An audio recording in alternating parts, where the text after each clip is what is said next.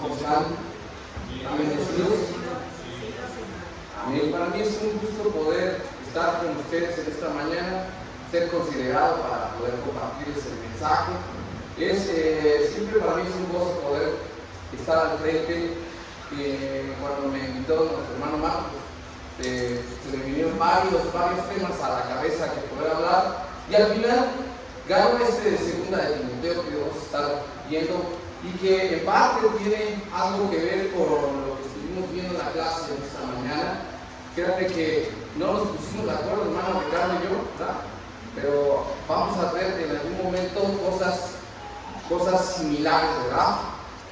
Vamos directamente a este pasaje, a segunda de Timoteo. Bueno, el tema de la predicación es perseverando con disciplina. Vemos aquí en la imagen dos figuras de ilustraciones. Tenemos ahí un soldado y un atleta. Podríamos decir que quizás son personas completamente distintas, completamente alejadas una de la otra, pero hay grandes similitudes entre los dos. Por ejemplo, los dos necesitan ser, y la más importante, ser disciplinados para poder lograr los objetivos que cada uno de ellos se propone, ¿verdad? De entre ellos tienen que respetar varias cosas dentro de su rutina diaria para poderlo lograr.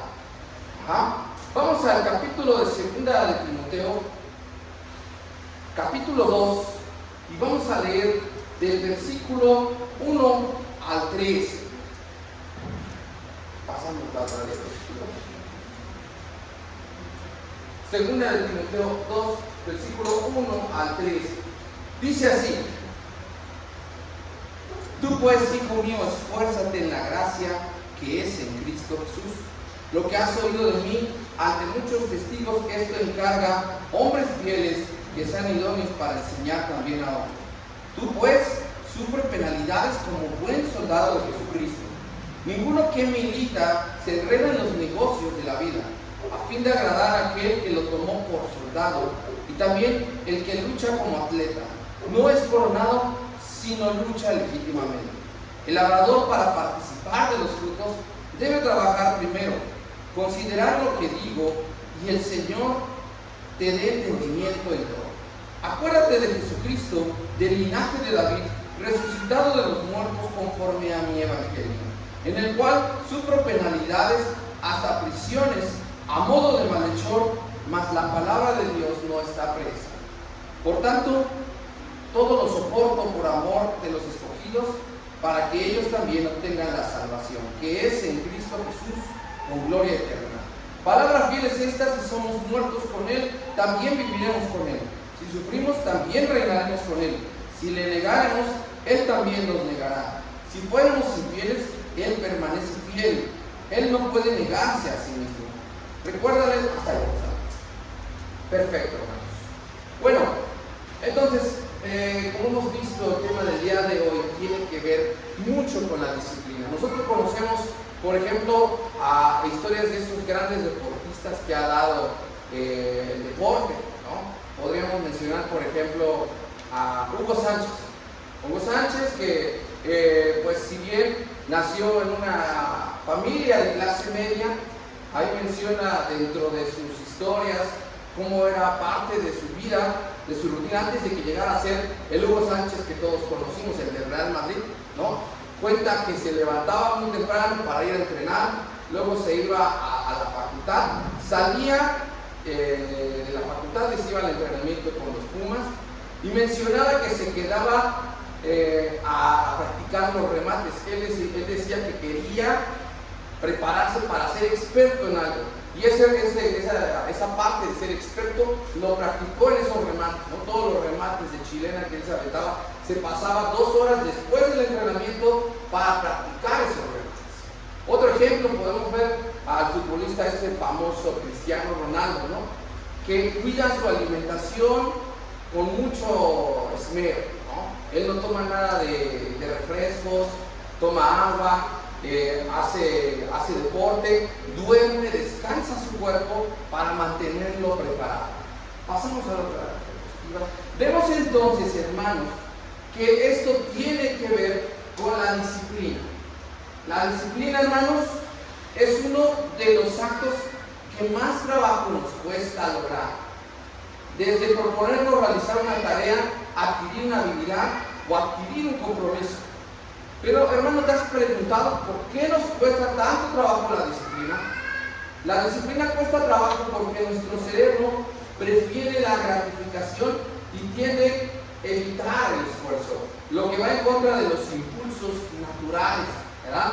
A esto se suman factores como la falta de una motivación clara, la dificultad para concentrarse, la mala organización, la falta de hábitos saludables y los problemas emocionales. Hay por ahí una regla que algunas personas que se dedican a esta parte de la capacitación mencionan, que es la regla de los 5 segundos. ¿A qué tiene que ver esta regla?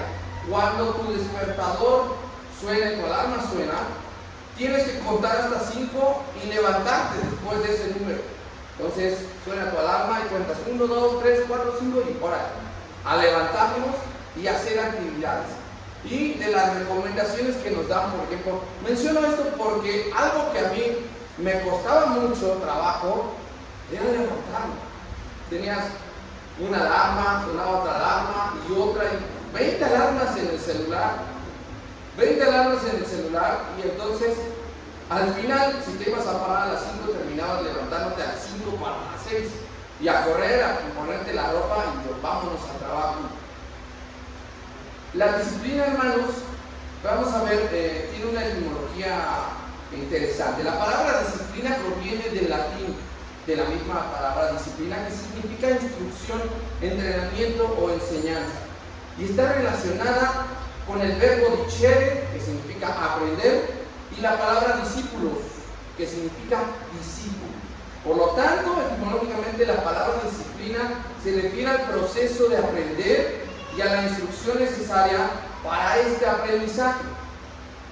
El término evolucionó para referirse también al conjunto de conocimientos de un área del saber, así como a las normas y al autocontrol necesarios para el comportamiento y la construcción de las acciones del individuo. Vean, entonces, hermanos, es un acto que realmente lleva un aprendizaje. Poder llegar a ser disciplinado en algo nos requiere un aprendizaje, ¿sí? No se llega a ser disciplinado de la noche a la mañana. Conlleva hábitos, conlleva normas, para que nosotros podamos llegar a ser disciplinados. Vean lo que dice Proverbios capítulo 1, versículo 17, hermano. Dice así: el temor del Señor es el principio del conocimiento. Los necios desprecian la sabiduría y la disciplina. Es por eso, hermanos, que cuando usted le habla a alguien de la palabra del Señor, cuesta tanto trabajo que esa persona pueda escucharlo. Cuesta mucho trabajo que esa persona pueda entender qué es lo que usted le está hablando. Pablo sabía muy bien lo difícil que es conseguir la disciplina. Lo sabía muy bien porque esta va en contra de nuestros impulsos naturales. ¿Cuáles son nuestros impulsos naturales? Generalmente, y más ahora, por ejemplo, que estamos rodeados de pantallas por todos lados, pues nos gustan las cosas a lo inmediato, ¿no? Antes mandar un correo electrónico conllevaba cierto tiempo, ¿no? Contactar a alguien por una llamada, incluso, por ejemplo, podríamos salir a la calle. Pasó algo muy curioso en estas semanas. Un día mi esposa se le olvidó su celular en el trabajo. Ese día ella aparte salió tarde. Ya eran las 8 de la noche, hermano, y yo ya casi mandaba una alerta, porque no llegaba. Y ella siempre me manda un mensaje cuando va a salir del trabajo. Entonces dije, por Dios, ya casi la poníamos en el canal 5, ¿verdad? Con las botellitas de leche al hermano. No, ya ahí lo vamos a buscar ahí.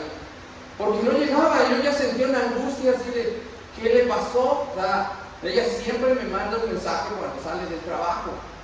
Y es porque estamos tan acostumbrados a lo inmediato. Estamos tan acostumbrados a que mandas un mensaje y te devuelven luego, ¿no? Incluso dices, y me dejó en visto, ¿no? Ya me dejó en visto, no puede ser. Porque, y hasta lo pones en tu estado, no me importa que me haya dejado en visto, ¿no? Bien indignado. Porque hemos estado acostumbrando a la inmediatez. Ajá. Esos son partes de nuestros impulsos naturales. Nuestros impulsos naturales buscan la satisfacción. Ajá. Entonces, él sabía también que esto requiere un esfuerzo sostenido y una motivación profunda. Y la capacidad de gestionar distracciones, patrones de comportamiento establecidos. Pablo conocía, hermanos, muy bien que en este camino hay muchas intermitentes. Y que no es un camino, hermanos, fácil. Más bien es un camino de sufrimiento y que requiere de mucho esfuerzo. Mantener, entonces, una disciplina para algo que nosotros hagamos va a requerir de mucho esfuerzo. No sé a qué tipo de oficio, a qué tipo de profesión ustedes realicen, pero probablemente para poder haber conseguido su título universitario tuvieron que pasarse muchas partes del sufrimiento, ¿no? Muchas partes de esfuerzo para poder ser noches de desvelo quizás, ¿no? O a lo mejor en su trabajo a veces tengan que quedarse más tiempo de lo que requieren para pasar a lo mejor alguna supervisión, ¿no? Sí, mañana me llega supervisión, entonces tengo que quedarme más tiempo. Y esa es parte de la disciplina, parte de eso que Pablo sabía muy bien. Pablo entonces nos instruye en esforzarnos y sufrir por el Evangelio, hermanos. Usando estas tres metáforas que acabamos de ver, la de un soldado, la de un atleta y la de un labrador, para poder ilustrarnos esto que es la disciplina. El esfuerzo y la perseverancia necesarios para agradar a Cristo. Alentándonos entonces, hermanos, a transmitir la sana doctrina a otros hombres fieles, como lo decíamos en la mañana, ¿no? Como decía nuestro hermano en su clase, ¿no? El Evangelio no puede ser solamente para unos cuantos. El Evangelio tiene que ser transmitido a todas las personas del mundo. Hacer esto, entonces estaríamos cayendo en un pecado, ¿sí? Es como si usted ve a un necesitado, a un niño de la calle, y se pone enfrente de él y se pone a comerse unos tacos enfrente de él, ¿no? Alguien que no ha comido, imagínense, y te paras y te comes ahí los tacos enfrente de él, tu refresquito, y sabes que esa persona tiene hambre, que tiene una necesidad. Es algo similar. Si nosotros no compartimos el Evangelio, es como estar pecando, estar torturando a esa persona necesitada, ¿verdad? La disciplina del cristiano, hermanos, entonces no deja de ser una elección personal en la que nosotros decidimos qué tipo de cristianismo llevar. Vean lo que dice Segunda de Pedro, hermanos, capítulo 1, versículo 10. Anótelo, hermano. Segunda de Pedro, capítulo 1, versículo 10, dice lo siguiente: por lo cual, hermanos, tanto más procurar hacer firme vuestra vocación y elección, porque haciendo estas cosas no caeréis jamás. Esta parte de ser cristianos, hermanos, es parte de nuestro libre albedrío. Ustedes, tanto como yo, decidimos en algún momento bautizarnos, decidimos en algún momento poder ser parte de esto tan hermoso. En esa elección entonces conlleva una responsabilidad que lleva transmitir el Evangelio. Es por eso, hermanos, que en esta mañana quiero compartir contigo 5 puntos, 5 aspectos importantes para alcanzar la disciplina cristiana, ¿sí? Entendiendo que esta va acompañada de fidelidad, compromiso y perseverancia.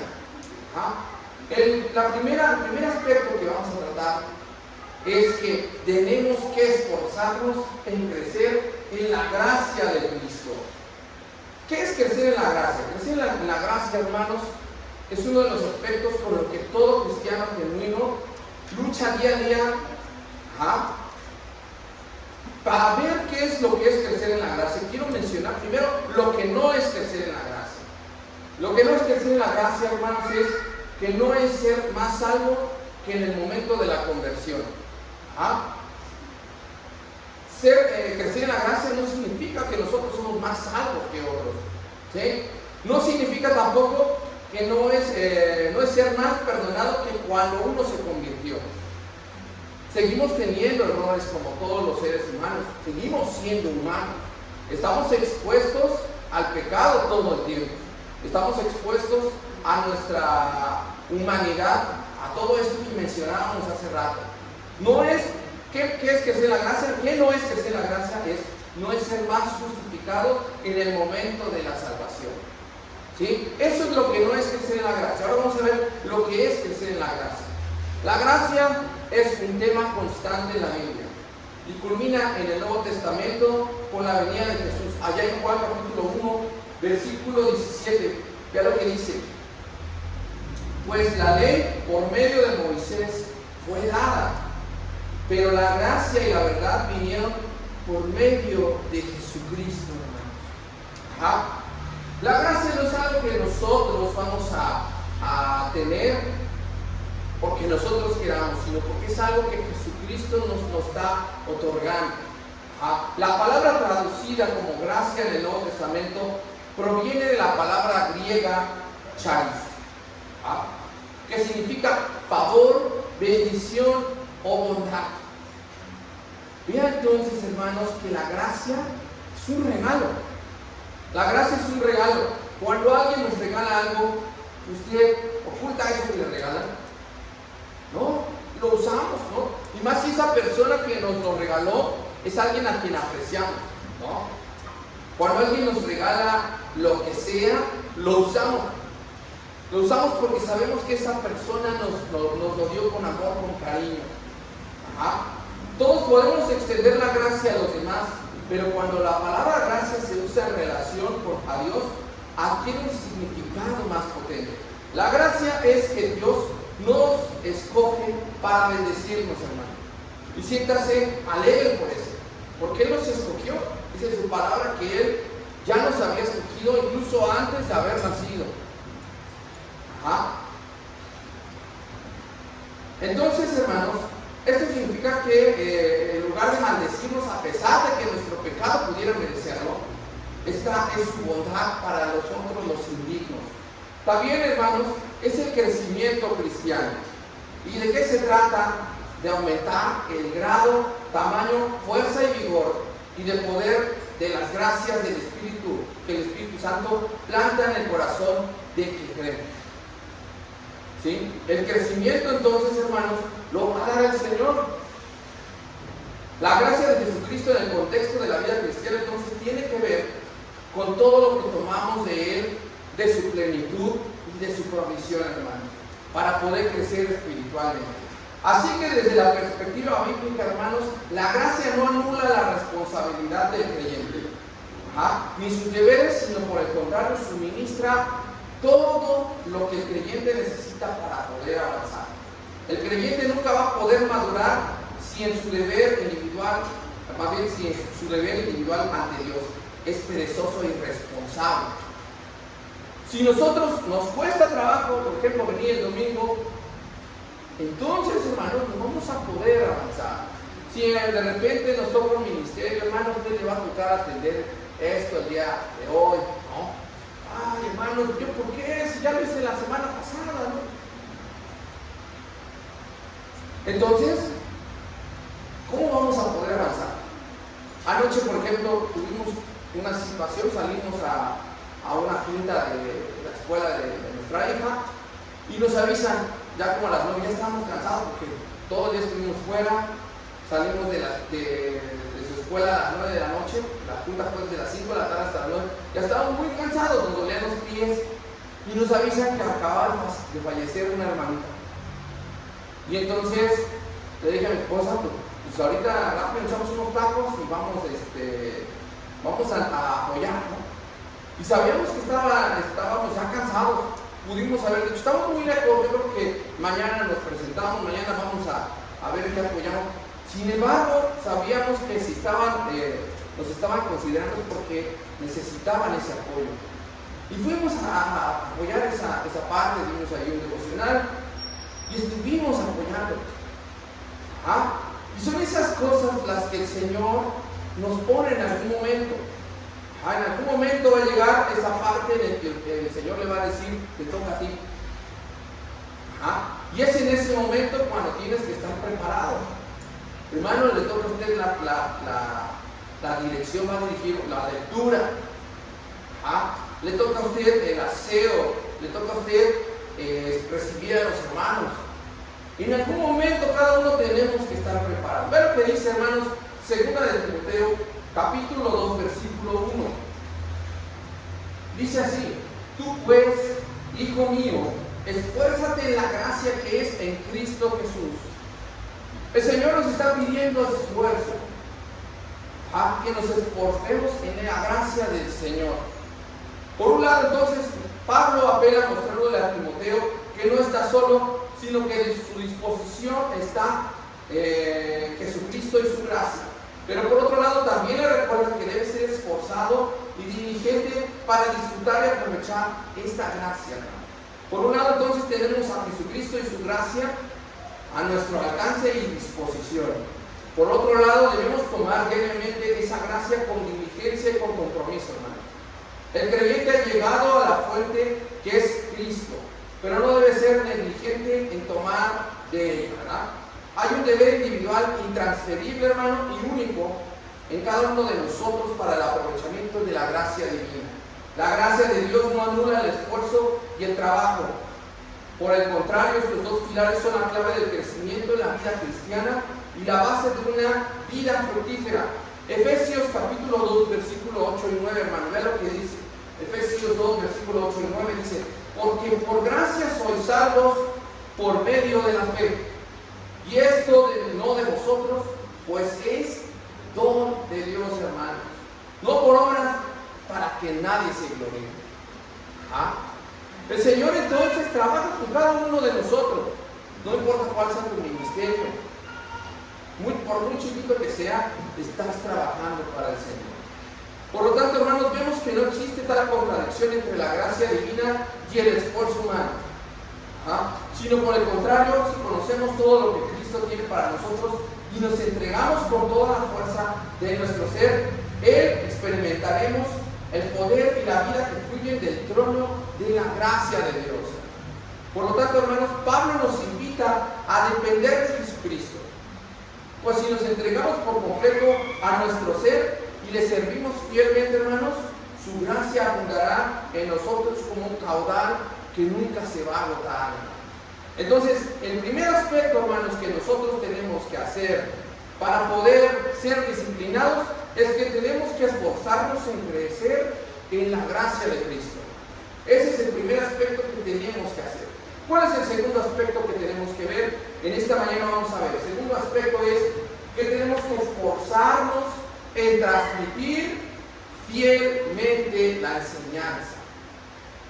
Y esto es un aspecto importante. Es un aspecto importante porque de repente nos llegan otras doctrinas, nos llegan otros hermanos y de repente nos mueven y nos empiezan a hacer creer que estamos haciendo mal las cosas.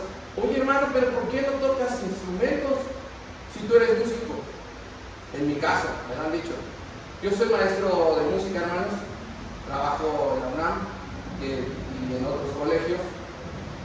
Y créanme que me lo han dicho muchas veces: es que tu talento está desperdiciado, hermano, tocas un montón de instrumentos. ¿Por qué no ministran con instrumentos? Me han llegado así algunos en algún momento, ¿no? Personas que conocen, que son de otras denominaciones y que saben que uno se reúne en la iglesia de Cristo. Les he dicho, mis alumnos, ¿no? De repente tengo algunos alumnos cristianos que me dicen: ¿y usted, hermano, tiene un grupo de alabanza? ¿Cómo están? ¿Cómo se llaman? Le digo: hermano, en la iglesia donde yo estoy no tocamos instrumentos. Dice que se quedan así como que asombrados, ¿no? Porque están pues en esa parte. Y muchas veces me han dicho eso, me han cuestionado, ¿no? Que ¿por qué no tocamos instrumentos? ¿No? Tenemos entonces que esforzarnos en conocer lo que estamos transmitiendo, en transmitir la enseñanza fielmente. Vean lo que dice según el Timoteo, dice: lo que has oído de mí, muchos testigos. Esto encarga a hombres fieles que sean idóneos para enseñar también a otros. El Señor necesita fidelidad en los hombres que van a pasar al frente. En el libro de Mateo, el Señor Jesús nos hace un enorme llamado. Mateo 28, 19 al 20, vean lo que nos dice aquí. Por tanto, id y haced discípulos a todas las naciones, bautizándolos en el nombre del Padre, y del Hijo, y del Espíritu Santo, enseñándoles que guarden todas las cosas que os he mandado. La gran comisión, hermanos. El Señor Jesús nos ha dejado esta gran comisión en Mateo 28. ¿Sí? Una comisión no es algo de una sola persona. Es una comisión de todos y cada uno de nosotros. Mediante este mandamiento Jesús nos insta, ¿sí?, a que el Evangelio no debe quedarse en una sola generación, sino que debe ser transmitidos a otros, a su vez puedan compartirlo. Qué bueno que tienen niños, veo que aquí hay bastantes jovencitos. Eso es una bendición, hermanos, porque significa que va a haber un cambio generacional. Preocupémonos cuando en una congregación solo estemos adultos mayores, porque entonces no va a haber un cambio generacional. Y los jóvenes son la sangre que van a dar esa energía a la congregación. Segunda de Corintios, capítulo 5, versículo 15, hermanos. Vean lo que nos dice. Y por todos murió, para que los que viven ya no vivan para sí, sino para aquel que murió y resucitó por ellos. Pablo instruye a Timoteo, hermanos, a enseñar a personas fieles que continúen la obra del ministerio. Y es que el ministerio de la evangelización, hermanos, es uno de los más difíciles y descuidados, ¿sí? Y se puede volver difícil debido al miedo al rechazo, a la necesidad de compartir la fe en un mundo que puede considerarla estrechamente. Hoy vuelvo a tomar a nuestro hermano Ricardo hace rato. Por eso les dije, no nos pusimos de acuerdo, pero tienen cosas que ver. A veces entonces tratamos de esconder nuestro cristianismo hasta el punto que, ¿tú eres cristiano? Sí. No me habías dicho. Romanos capítulo 1, 16 dice, hermanos, anótalo, porque no me avergüenzo del Evangelio, porque es poder de Dios para salvación de todo aquel que cree, al judío primeramente y también al griego. Hermanos, tenemos que avisarle al mundo que somos cristianos, ¿sí? Tenemos que decirles, hablarles a todos sobre el Evangelio, hermanos. Por lo tanto, hermanos, la enseñanza y el discipulado son más que esenciales, hermanos, pues no basta con aprender la palabra, debemos compartirla con los demás. Además, hermanos, la evangelización es intrínsecamente un proceso que requiere sacrificio y perseverancia. Me acuerdo cuando estaban evangelizando, estaban dándole discipulado a la hermana Magali. Fue complicada nuestra hermana Magali cuando le hablábamos de la palabra. Se llevó su tiempecito, se llevó dos hermanos que la instruyeron. Hasta la tercera ya fue la vencida. Pero no quería, o sea, estaba convencida, pero llegaba un punto donde decía, no, es que no puedo dejar de ser lo que era, ¿no? Y así, realmente es que necesitamos perseverancia para poder hablarle a los demás. Primera de Corintios 9, 16, ve lo que dice, hermano. Primera de Corintios capítulo 9, versículo 16 dice, sin embargo, cuando predico acerca de las buenas noticias, no tengo de qué enorgullecerme, ya que estoy bajo la obligación de hacerlo. Ay de mí si no predico las buenas nuevas. Hermanos, la invitación es a predicar el Evangelio. Por lo tanto, hermanos, el segundo aspecto para lograr la disciplina cristiana es esforzarnos en transmitir fielmente la enseñanza. El tercer aspecto, hermanos, en esta mañana, tercer aspecto de 25 nada más, hermanos, no se me espante. El tercer aspecto es esforzarnos como un soldado, un atleta y un labrador diligente. Allá en 2 de Timoteo, lo que acabamos de leer, del versículo 3 al 6, menciona esta parte. Vean, dice, tú pues sufres penalidades como un buen soldado de Jesucristo. Ninguno que milita se enreda en los negocios de la vida, a fin de agradar a aquel que lo tomó por soldado. ¿Usted conoce a los soldados, hermanos? ¿Cómo son en su personalidad? ¿Alguien de aquí ha estado en la milicia? ¿no? Que a veces hay algunos que han estado, ¿no? Bueno, probablemente pueda haber alguno o conozcan a alguien. ¿Cómo son los soldados? Generalmente los soldados son muy rectos, muy serios, ¿sí? Los soldados difícilmente aceptan una broma, ¿no? O sea, yo tiendo mucho a hacer bromas, a tratar de llevar un buen compañerismo, pero difícilmente los soldados entienden ese humor. Ellos están preparados para cumplir órdenes, ¿sí? Se levantan temprano, tratan de mantener todas sus rutinas en orden, ¿sí? Versículo 5 dice, y también el que lucha como atleta no es coronado, sino lucha legítimamente. ¿Quién nos acuerda, y justo ahorita que estamos muy cerca de aquí del Estadio Azteca, de aquel partido donde Maradona dijo la mano de Dios, ¿no? Y que metió su gol y al momento de cabecear hizo esto con la mano, ¿no? Y al final todos lo justificaron porque era Maradona, ¿no? Si es que es Maradona, es parte de la picardía del fútbol, decían los comentaristas, ¿no? Parte de la picardía del fútbol. Y entonces él ganó esa Copa del Mundo, pero la ganó haciendo trampas. La realidad es que hizo trampa, porque ese gol significó que quedó fuera un equipo. Entonces, hermanos, vean lo que nos da la recomendación: luchar como un atleta no es coronado si no lucha legítimamente. ¿Cómo terminó la vida de este hombre? Mal. Terminó tirado en un hospital, acabado por la drogadicción. El labrador dice en el versículo 6, para participar de los frutos debe trabajar primero. ¿Quién no conoce? ¿Alguien de aquí ha trabajado en el campo en alguna ocasión? Probablemente sí. Y si no conocemos a nuestros abuelos, a nuestros papás, muchos de ellos vienen de lugares del interior de la República y trabajaban la tierra. Cuando vamos a visitar a nuestros parientes a Veracruz, esa parte desde las 4 de la mañana se van a pescar. Los acompañamos un día a ver, mi primo nos llegó a ver ahí unas vaquitas que él tiene. Y ya estaba el tío ahí en medio del maizal, ¿no? Cortando el maíz, la mazorca, no sé cómo se llame, la tenía que cortar. Y yo preguntaba, ¿por qué lo hacen?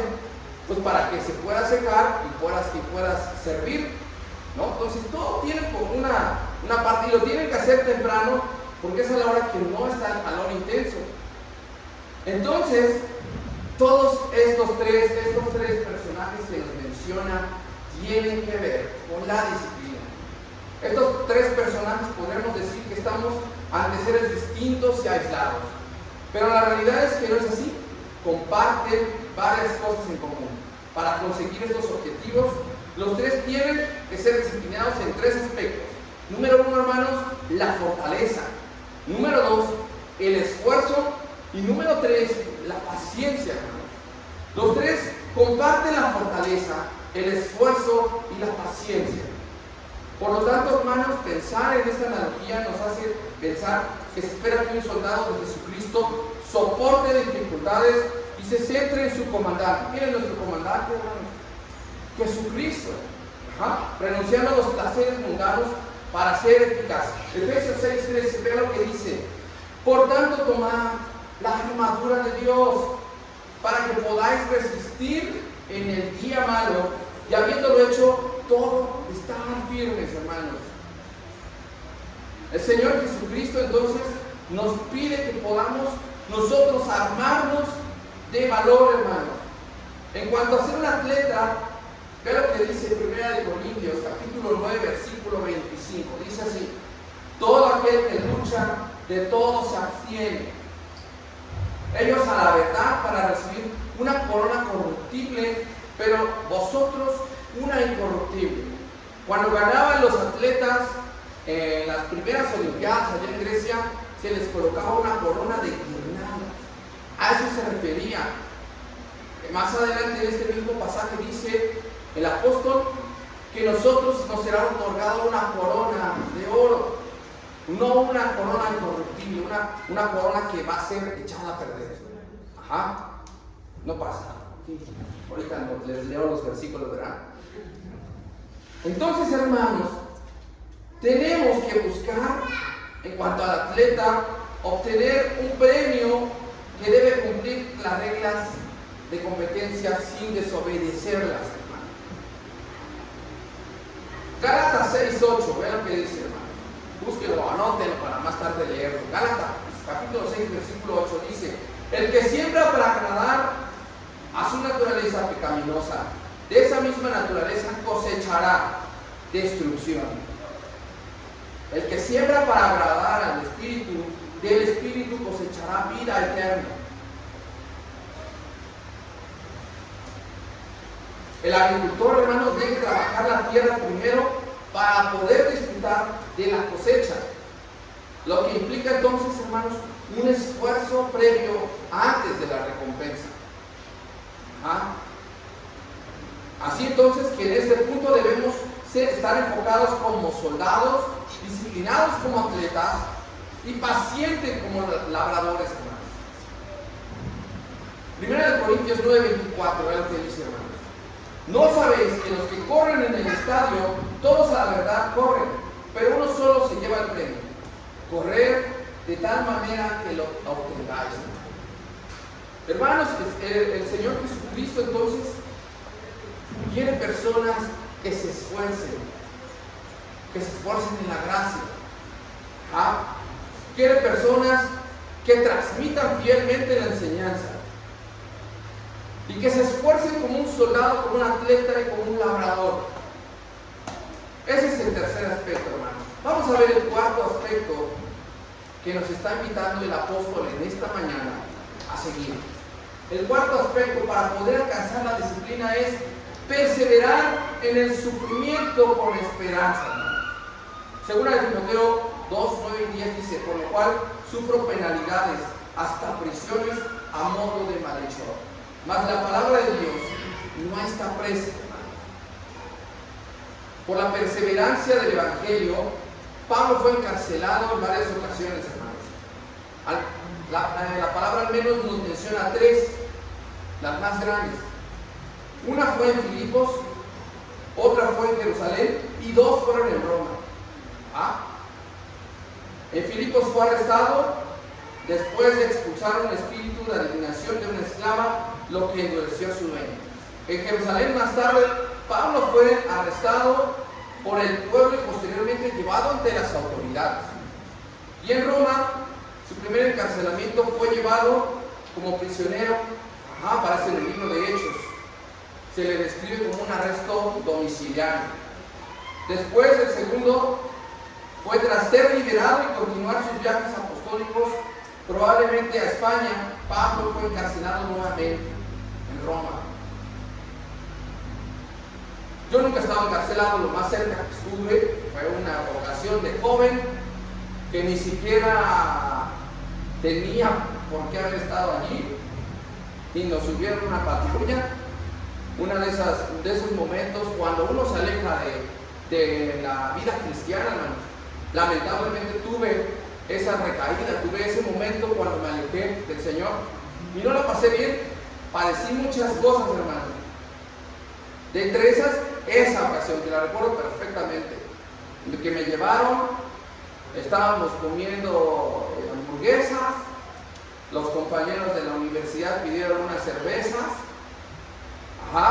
nos cobraron de más, se hicieron de palabras ahí, nos subieron a una patrulla y nos llevaron al Ministerio Público, y al primero que le preguntan su nombre es a un servidor.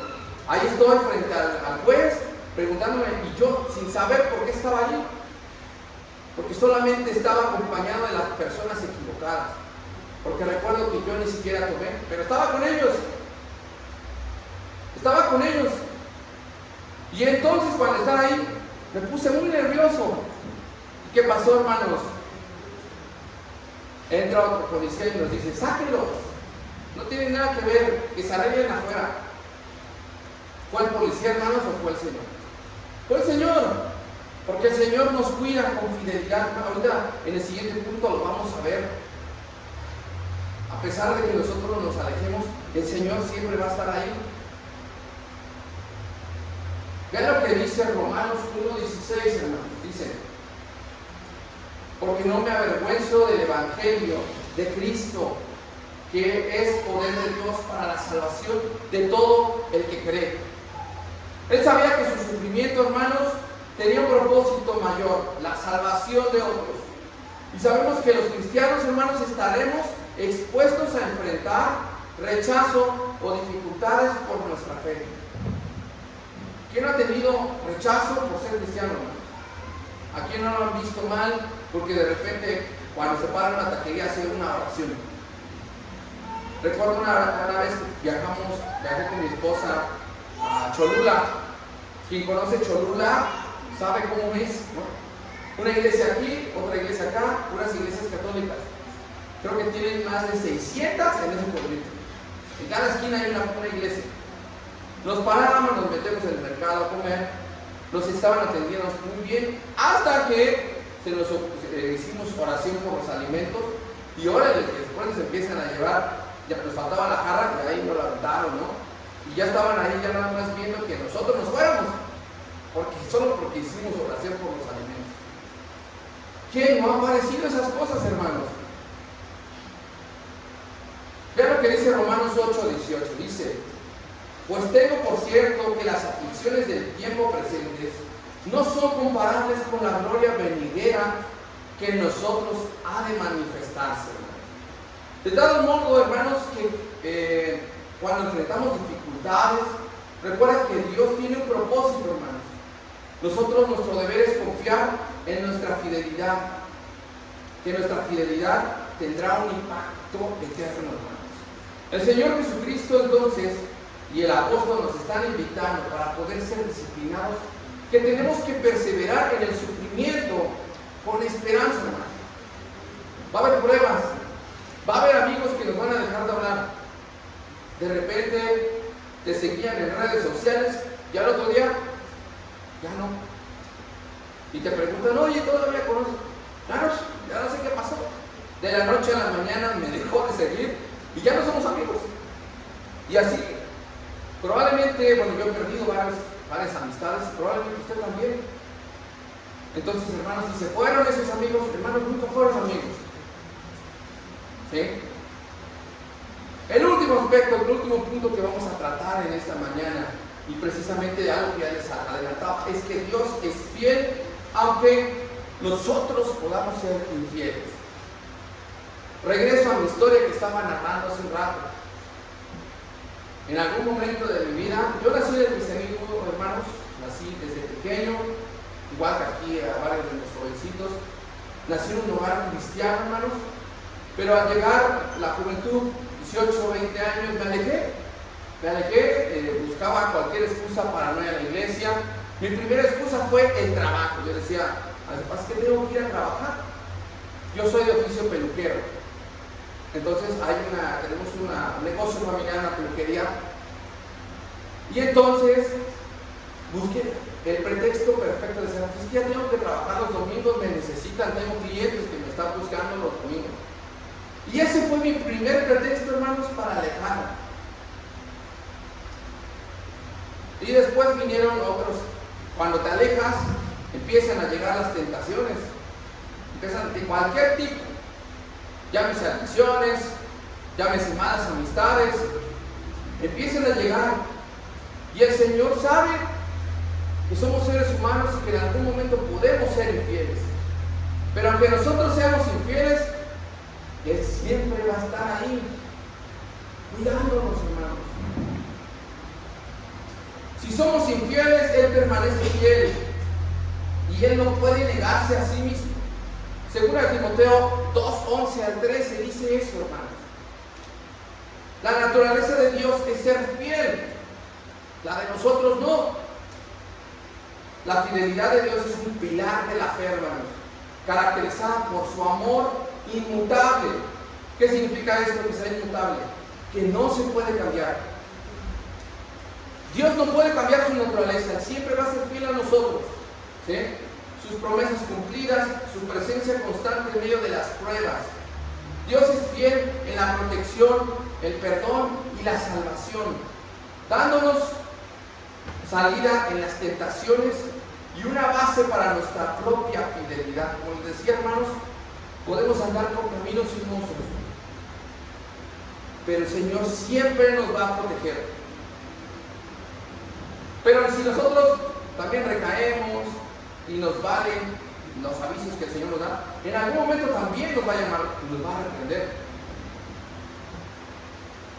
Debemos responder a su fidelidad entonces con gratitud y una vida de obediencia, confiando en Él para superar las dificultades y recibir sus bendiciones. Por lo tanto, hay algunos fundamentos en la fidelidad de Dios. La primera es que es una constancia inmutable, hermanos. Dios es fiel, hermanos, y no puede negarse a sí mismo. Su naturaleza es fiel, sus promesas de Él son para siempre, hermanos. La segunda es el cumplimiento de las promesas. Cuando Dios te promete algo, es fiel para cumplirlo, demostrarlo su verdad y su carácter. El Señor le prometió a Abraham que iba a hacer de él una gran nación. Aun cuando él ya era grande, tuvo Isaac y le cumplió su promesa. Y a cada uno de nosotros nos ha cumplido varias de esas promesas. Incluso nos ha dado más de lo que hemos esperado. La tercera es la presencia en las pruebas, hermanos. Dios es fiel para darnos la salida de las tentaciones, para que podamos soportarlas sin permitir que podamos ser probados más allá de nuestras fuerzas, hermanos. Cuando estás a punto de cometer ese pecado, algo pasa que te avisa que estás mal. Tú decides si lo haces o no, pero el Señor siempre te va a avisar que lo que estás haciendo está haciendo mal, que lo que vas a hacer es algo malo. De una u otra manera el Señor siempre te manda mensajes para que no hagas eso que tú quieres hacer, que tu carne quiere hacer. Vemos entonces esto de lo que acabamos de leer, que se resalta la fidelidad inquebrantable de Dios. Aunque los seres humanos fallamos, Dios nunca cambia, hermanos. Y es que aunque los seres humanos podamos sentirnos decepcionados, Dios nunca nos va a abandonar, hermanos. Su amor, su fidelidad son eternos. Y eso, hermanos, debería de llenarnos de felicidad. Porque tenemos un Dios fiel que nos ama, que nos cuida. Así que Pablo nos invita a descansar en fidelidad de Dios. Aunque pases por momentos de duda o debilidad, Él siempre te va a sostener. Números capítulo 23, versículo 19, ve lo que dice, hermano. Ya casi estamos por concluir. Dice: Dios no es hombre para que mienta, ni hijo de hombre para que se arrepienta. Él dijo y no hará, habló y no lo ejecutará. Cuando usted le ha pedido algo al Señor y no ha llegado, hermanos, créame, hermano, que el Señor le está preparando algo mejor. A veces decimos: es que yo quiero ese trabajo, he luchado, ya he mandado varias veces mi currículum, ya lo he presentado ese examen, quiero entrar a esa universidad. El Señor es fiel y le tiene algo preparado mejor. Dios te tiene preparado algo mejor, hermanos, porque el Señor, su naturaleza es la de ser fiel. Pero nos está preparando, hermanos. El Señor quiere que seamos disciplinados, hermanos. Eso es el mensaje del día de hoy. El Señor quiere que seamos disciplinados, que seamos pacientes. Te voy a compartir una historia, hermanos. Una historia que se llama El Bambú japonés. Vea lo que dice esa historia y ponga mucha atención. Dice: érase una vez dos agricultores que camino al mercado se pararon en el puesto del viejo vendedor de semillas, sorprendidos por unas semillas que nunca habían visto antes. El mercader les dijo: ¿qué semillas son estas? Y preguntó uno de ellos: son semillas de bambú y son muy especiales, contestó el mercader. ¿Y por qué son tan especiales?, indagaban los otros. Es difícil de explicar. Llévensela y luego la podréis vosotros mismos. Además solo necesitan agua y abón. Le respondió los dos agricultores, curiosos e intrigados por estas semillas tan especiales, decidieron llevarse un puñado cada uno. ¿Cuál sería el secreto que escondían? ¿En qué se convertirían? Decían ellos. Una vez en sus tierras los agricultores plantaron las semillas y siguieron las indicaciones que el hombre les dijo. Pero pasaban los días y las semanas y los meses y las semillas que habían crecido, sus plantas daban algo de frutos. Las semillas de bambú no germinaban. Todo su cuerpo, todo lo demás crecía, pero esas que habían comprado en específico no germinaban, no pasaba nada con ellas. Uno decía, aquel viejo mercader nos engañó con estas semillas. De estas semillas jamás saldrá nada. Y entonces, preso de rabia, decidió dejar de cuidarlas. Aún así, y aunque tampoco daba saltos de alegría, su amigo decidió que ya seguiría regando estas plantas. Siguieron pasando los meses, llegó un año, llegó 2, 3, 4, 5, 6, 7 años. Hasta el 7º año, cuando entonces empezaron a crecer y surgió la magia. Y entonces, ¿cómo era posible que el bambú empezó a germinar después de 7 años? ¿Qué es lo que pasa con el bambú, hermanos? ¿Qué hace? ¿Alguien conoce esa planta? Lo primero que hace es echar raíces. El bambú, aunque no vemos que está creciendo, lo está haciendo hacia abajo. Está echando raíces y después de esos 7 años empiezan a crecer exponencialmente. Entonces, hermanos, aunque tengamos dificultades, aunque no sintamos que haya crecimiento en nosotros, el Señor nos está ayudando a echar raíces como el bambú. Si nosotros somos disciplinados, hermanos, vamos a poder crecer como esa planta. ¿Y cómo es el bambú? ¿Alguien lo conoce? Es una planta fuerte. Para cortarla no se corta así de fácil. Necesitan herramienta para poder hacerlo. En conclusión, hermanos, Pablo enseña que la vida cristiana requiere de fortaleza en la gracia, la fidelidad en la enseñanza, disciplina en el servicio, perseverancia en el sufrimiento y confianza en la fidelidad de Dios. Estos principios, hermanos, son esenciales para todo creyente que desea vivir una vida fructífera en Cristo, hermanos. Dios te ha llamado, hermanos, a vivir una fe, no te ha llamado a vivir una fe pasiva, hermanos, sino a esforzarnos en la gracia, compartir su verdad y perseverar en tiempos difíciles. Aunque enfrentes pruebas, recuerda que Dios siempre te va a estar ahí. Dios es fiel. Dios ha sido fiel desde el inicio de los tiempos hasta ahora. Recuerda entonces, hermanos, que tu fe buscando a Dios en oración y en su palabra. Comparte el Evangelio con otros y mantente firme en la esperanza de que Dios cumplirá cada una de esas promesas. Para concluir, hermanos, te invito a leer 1 Corintios 4, versículos 6 al 7. Vean lo que dice. Por nada estéis afanosos, si no sean conocidas vuestras peticiones delante de Dios, en toda oración y ruego, y con acción de gracias.